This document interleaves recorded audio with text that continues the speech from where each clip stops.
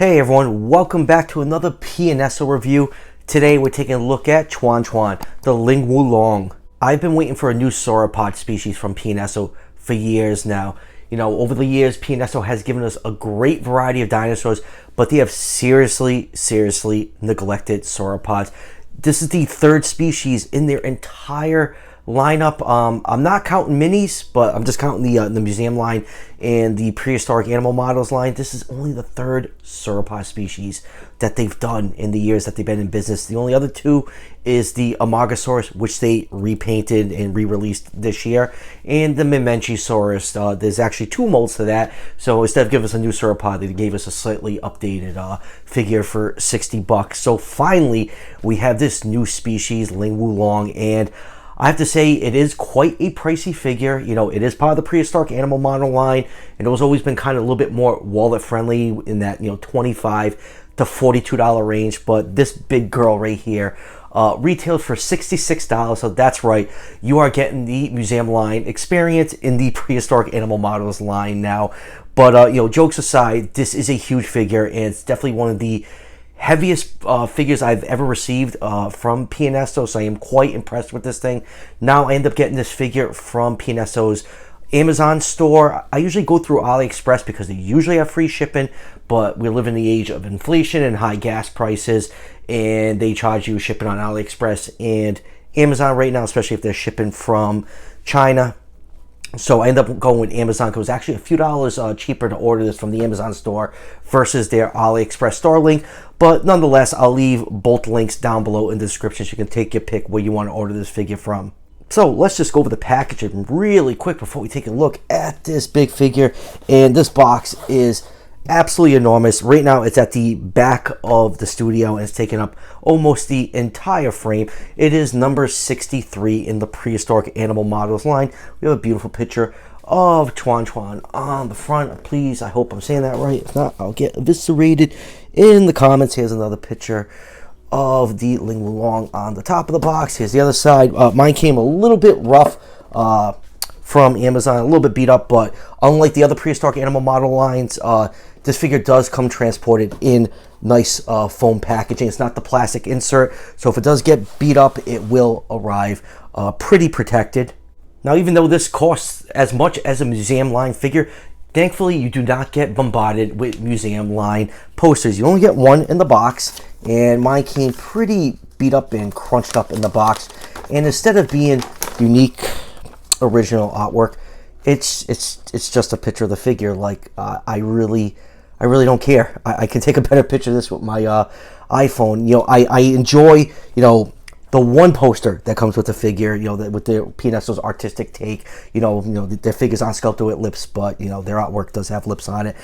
So yeah, so just a picture of the figure, kind of lazy, and it's, you know, it's folded, it's all crinkled. I'm never ever gonna you know, frame this, so they're kind of like a waste for me. And you do get a little booklet. Now the booklets have been getting thicker and thicker with every single release. You do get some nice pictures of Lingwulong throughout the booklet, all nice pictures of how the figures look. Oh, there's that artwork, and here's a picture of it from the top. So yeah, you know, some facts about there, how to draw a Lingwulong. So yeah, yes, you do get some goodies in the box. Thankfully, it does not drive up the price of the figure like a museum line figure would. If it was, it would come with probably a stand and, you know, 87 posters, and you have to wipe out a forest just to make this figure. So enough about the packaging. Let's throw this big girl up on the turntable and take a closer look. And let's start with this 360-degree view of Lingwulong. I have to say, I am really impressed with this figure. It's big, hefty, and chunky. It's one of the heaviest PNSO figures I've ever handled. I gotta go dig out the old Essay and Spinosaurus, because I seriously think this figure is actually heavier than that one. And the other thing is, let's get my camera to focus on this big beast.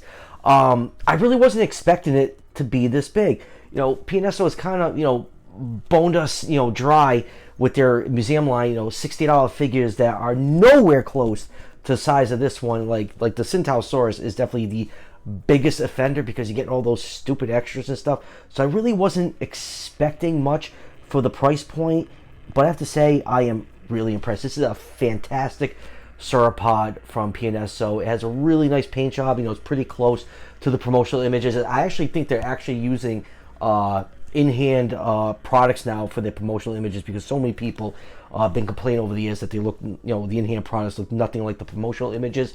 Yeah, so a nice natural brown color scheme with stripes, you know, the same old PNSO wheelhouse. But, you know, for large sauropods, the dull coloration does work. The biggest spot of color on this figure is the bright blue on the tail, which I think is a great touch. Sauropods most likely use their tails for communication, and just have that bright coloration on there. Looks really, really nice on this figure. I really have nothing bad to say about it, just other than, you know, a little bit too much brown around the thighs and shoulders, like an orangish brown. I just wish it was blended a little bit better, but I'm just like splitting hairs. I think this figure is just absolutely incredible, and it's an important species. Lingwulong is a type of Dinosaur. Its most famous cousin is Amargasaurus, and it is the only definitively known Diplodocus, I think I said it right, known from Asia. So it's a pretty important species, known from quite a few individuals, so we have a pretty good idea of what this animal looked like. And you can tell it's very peculiar looking for a sauropod. Has that really short neck, you know, very big body, and that long tail. The proportions are kind of unique on here, so it really makes this figure stand out from all the other sauropod figures out there. And now for some measurements. This figure, from the tip of the tail to the tip of the snout, if you measure along the curve, is about 21.3 inches long, or 54 centimeters. And from the highest point, it's about 5.5 inches, or about 14 centimeters. So Lingwulong in real life was estimated between 19 and 20 meters long, or 62 to almost 66 feet long. So with those measurements, I put this figure nicely in that 135 to 137 scale range. So yes, PNSO can do nice, large 135 scale sauropods. So it gives me hope for the future that we'll eventually see, you know, 135 scale Brachiosaurus, Apatosaurus. The big rumor is PNSO is working on a Diplodocus. I don't know how true that is, but most of the rumors that have been floating around have turned out to be true in the long run. So yes, this definitely gives me hope that PNSO will produce more large sauropod figures in the future. And now let's zoom in and take a look at some of the finer details of Lingwulong, starting with that really nice head sculpt. Now I know some of you probably think it looks a little bit goofy with the teeth exposed. I'll agree with you. I really don't like the lipless look, especially on sauropods. It just doesn't look right to me, but you will see that this figure does have the speculative beak that it's proposed that sauropods could have, so that is incorporated into this sculpt. You can see the nostrils clearly sculpted right here. There's the ear canal below the eye. The eye is painted black, the straight black, very, you know, collecte-like. You can see the teeth, even though they are exposed, they are very, very nicely painted all the way around to the other side. No sloppy paint, even though there's, you know, very, very tiny peg-like teeth. I do like the nice natural brown color scheme all over the figure. You know, it, like I said, it is pretty much, you know, PNSO's only color palette as of late. It's just brown with stripes, but for a large sauropod, I think it works really well. Would like to see definitely more color variation with some of their other species, going down to the neck of this nice short stout neck, which the species is known for. You do have some large keratin looking spikes that are double row on the start right behind the head that goes all the way down the body, and then when you get to about the midpoint above the hips, it does join into one single row, and that goes all the way down to the very, very tip of the tail. You do have all these large osteoderms arranged in rows peppered throughout the neck and the main body. Just some very large scales around the shoulder blade area, and then going down to the feet. The feet are nicely sculpted. Let's get that dog hair off the bottom of the foot. You can see the feet are nicely sculpted, no toes on the front, just the very, very large thumb claw and the classic sauropod horseshoe look for the bottom of the feet. Let's see if my camera would like to focus in on that. Come on, camera. I know you can do it. Focus in. Focus. Freaking iPhone 13 Pro. Yeah, so yeah, very nice details on the bottom of the feet, and I do like how large that thumb claw is sculpted going down to the rest of the body. Some nice folds and wrinkles. Like I said, I'm not a huge fan of like this bright, like rusty brown around the thighs and stuff. I just wish it was blended a little bit better. But like I said, I'm just splitting hairs here. It is the most minor of complaints. I think this figure is absolutely fabulous, and I think it's probably the best sauropod of the extremely very few PNSO has ever done. And looking at the underside, you do have some nice scales on the belly, going down to the hind legs, some more nice folds and wrinkles, nice defined muscles. The three toe claws on the feet are very nicely sculpted, but on the feet have some nice scale detail. And since we have the figure turned over, it's Dinosaur butthole check-in time, and we do have a very nice cloaca slit. Definitely could lose your watch in there. And then going down to the body, has this nice striping mixed in with this greenish brown color. As you get near the tip of the tail, it transitions into this beautiful bright blue coloration, which I think is absolutely really neat touch. Like I said, sauropods most likely probably communicated with their tails. I think this is a nice little color flash to have at the end of their whip-like tails. So all in all, I think this figure is just absolutely fantastic. It's big, it's bulky, it just has such a cell presence, and it's such a unique, proportions for a sauropod. It's really going to stand out in your collection. It's nice to have here's a view of it from the top. Just a nice thick chunk of plastic. I am really smitten with this thing. Now moving on with comparisons, let's start off with the 140 scale collect a dude, so that gives you a good idea of how big the sauropod was in real life. And now let's compare it to some of PNSO's other sauropods. Like I said, there's only a couple of them. First up here is their Memenchisaurus, and you can see the Lingwulong absolutely dwarfs this Memenchisaurus. Now, the Memenchi is part of their museum line. This figure costs $60. This one right here costs $66. That is because we're living in a world of inflation. But just the amount of material that went into this one. I actually weighed both these figures. The Lingwulong weighed 639 grams. Want to take a guess what this one weighed? Way less than half, 278 grams. And that's why I do not look forward to any figure getting released in the museum line. I always feel like I am not getting my money's worth. I don't need all the posters. I don't need the stupid little stand in the lesson plan. I wish they just maybe sold that stuff separate for people that will actually use them. I think it just generates a lot of waste, and I just, like I said, I don't feel like I'm getting my money worth when I get a museum line figure. So yeah, screw you, Irma. Just way overpriced, and the biggest offender of the museum line being overpriced. Here's the Centaurosaurus, which also costs $60. That little thing clocks in at 146 grams. And now, getting back to sauropods, and I'll just quit my pitching about prices right now. Here is their Amargasaurus, which is a relative of Lingwulong. This figure came out a few years ago. I think it's one of the first very few 10 15 figures I reviewed when I started the channel over 3 years ago, and they look really nice to each other. I know PNSO came out with a much more vivid repaint of their Amargasaurus, and I don't even know what that retails for. I think this one was like maybe $45, $50 when it first came out, but I do like the original color scheme, and it's still a really nice Amargasaurus, so it's nice to have both these related species displayed on your shelves. And next up, here is Eofauna's Diplodocus. The Eofauna is definitely longer than the PNSO's Lingwu, but is a much bulkier figure, even though the Diplodocus, I think this cost around $40. And like I said earlier, the big rumor is PNSO's actually doing a Diplodocus. I wonder if it would be a 135 scale.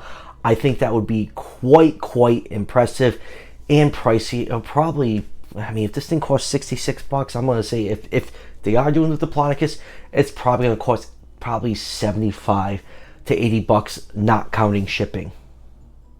And next up, let's compare it to some of PNSO's more recent releases. Here it is with their Sinraptor, and I know this one's a little bit older, but it is an Asian theropod. Here it is with their Tarbosaurus, and next up, here it is with their museum line, Torosaurus, and what else we got? And next up, here it is with their awesome looking Acrocanthosaurus. Definitely one of my favorite figures in a very long time from PNSO. And this one right here, the Lingwu, is definitely a surprise hit for me. It might actually squeak its way onto my top 10 list I do at the end of the year. Next up is the Jutong Tyrannus, which I did not have on the stand, and that's why it's leaning and I need to hold it up. And here is your obligatory T-Rex comparison. Here it is with Wilson. And lastly, here it is with other species of the Dicraeosaurs. We have Collectes, Botosaurus, PNSO's Amogosaurus, which I had out earlier, and GR Toys, the Dicraeosaurus. So yeah, I never really thought I'd have 4 different species of the Dicraeosaurs in my collection. So it's really nice that this kind of obscure genus of sauropods is getting more attention from toy making companies. So yeah, I think all these kind of scale reasonably well with each other, and I think they're going to look really great in your shelves to show the difference amongst this group of sauropods. So yeah, really impressed with this thing. Wow, this thing is just like a surprise hit. I was excited to do the sauropod, and then I just get this giant ass box in the mail today, and there's just this beautiful sauropod sitting in it. So yeah, well done PNSO. So final thoughts on PNSO's Lingwulong.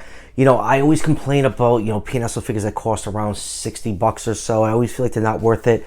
I can safely say this one definitely is worth it. It is one of the biggest PNSO figures ever produced. I think just seeing the Spinosaurus, the older version, is the only one that really rivals it. And yeah, it's just, I cleaned out my basement a few weeks ago and I rearranged a lot of stuff, and that's one of the figures I buried very deeply, and I just wasn't going to take 45 minutes trying to dig it out. So sorry, I didn't do a comparison with that. But yeah, this is a absolutely fantastic sauropod figure. It's an obscure species. It's never been made in figure form before, and it's absolutely beautiful, and it's a big figure. So it just has all the right checks in my book, and is 100% definitely worth that price point. Now, like I said at the beginning of the review, I ended up getting this figure from PNSO's Amazon storefront. You can also order it from AliExpress. When I was ordering this thing, it was just a few dollars in difference with the shipping rate. So just take your pick where you want to get it from. Links to both those options are down below in the description. And if you're a little bit more patient, which would you be more patient than I am because I can never wait for a figure, I'm sure this will probably end up on Prime soon, so you won't have to pay shipping. So that'll be another option in the future. Now that will do it for the review. The pre-orders for the Beast of the Mesozoic, like the 118 Raptors, Protoceratops, Psittacosaurus, all those should be shipping next week. So I should have those sometime next week. I'll be doing reviews on those. Still looking for some new Mattel stuff. I know my Sarah Harding Stegosaurus set just shipped from Target, even though all 5 Targets near me have said they had them in stock all week, and not one employee could actually find them in the back. But anyways, that I should have that set in a couple days. So a few new reviews coming up on the channel, so stay tuned for all those. And as always, if you're enjoying the content on this channel, show your support by hitting that subscription button just below the video. Each subscription helps out the channel tremendously and is greatly appreciated. And I'll see you guys for the next one.